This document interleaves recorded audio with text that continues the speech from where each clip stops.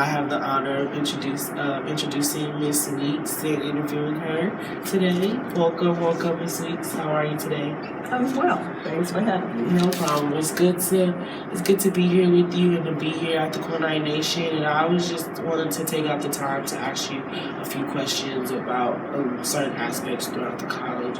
So first, I would like to ask, how long have you been at the institution working? I've been at Paul Quinn since spring of 2001, which makes it 15 years. Wow. Go ahead, Ms. Fix. You've been here for a minute. So how has being a part of the Weeks Nation impacted your life? Well, for one thing, it has allowed me to continue in my profession as a librarian. When I came to Texas, I left New York City as a librarian of New York Public and did not have a job. Oh. And I found a job here as director of the library 5 months after arriving in Dallas. Okay, so what are some of the most life-changing experiences that you can think of right now that have happened to you during your stay here? Wow, life-changing.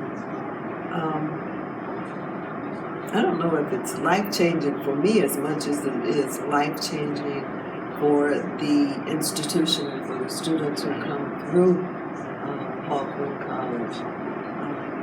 I've seen the college, when I arrived, have a little less than 900 students enrolled down to, say, less than 200 students. And I'm now watching the resurgence and the regrowth of the institution, and that's really impactful. And it's wonderful to see the changes that we've gone through, and a lot of them have been changes that some institutions would not have been able to survive had they not been run by a strong president like President Sorrell. What kind of lane do you think Paul Quinn College has created for itself as far as an HBCU? What kind of lane?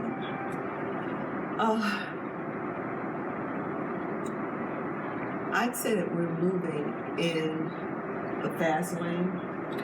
And the reason I say that is because we are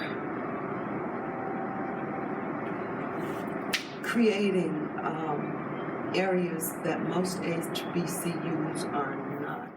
What kind of lane do you think Paul Quinn College has created for itself as an HBCU?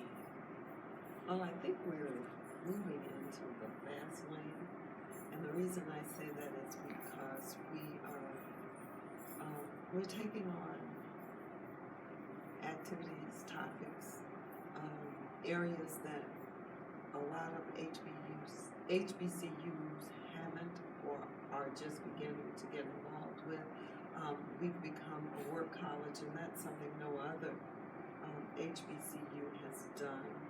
We are one of the forerunners as far as I can see when it comes to having no football team on our campus. And when I say forerunner, I say that because a lot of HBCUs have football teams, and that serves as one of the great reasons or prominent reasons for alum to continue to be involved with their schools.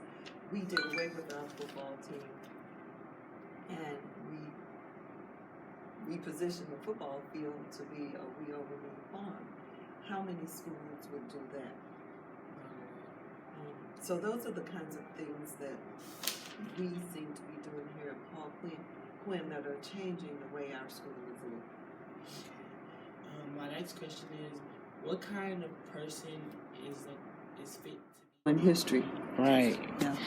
And what are some things that you do to encourage the current student body or the current Quinnites, the newer Quinnites per se, to kind of keep that archive going? Well, what I do is I try to, whenever we have visitors on campus, especially if they are former Quinnites, we try to get as much information as we can from them. we have a range of yearbooks, and that was another thing that I found that was most exciting. Was the earliest yearbook we have is 1927, so you get to see what students really look like, what they believe in, and we hadn't been called the Quinnite Nation for a long time. And when President Sorrell came on board, he had gone through the archives one evening, and we are now back to being called the Quinnites, because there is a poem in that yearbook called the Quinnites. But I try to get former students and students that hold positions such as SGA and what have you to donate information for the archives, because that's the only way we're going to keep our history going. Okay, and my final question is, to continue moving forward, what are some things that Paul Quinn College should keep doing or should attempt to do?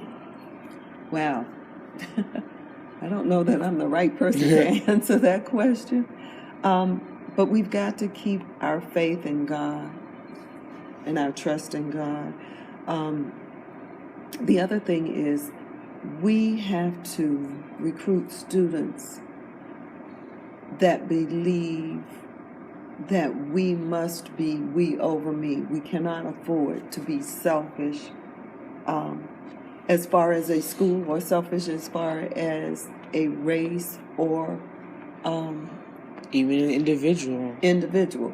We have to believe that what we learn here on campus, what we teach on campus, and what we do is for the betterment of our world, and not just for Paul Quinn and for ourselves.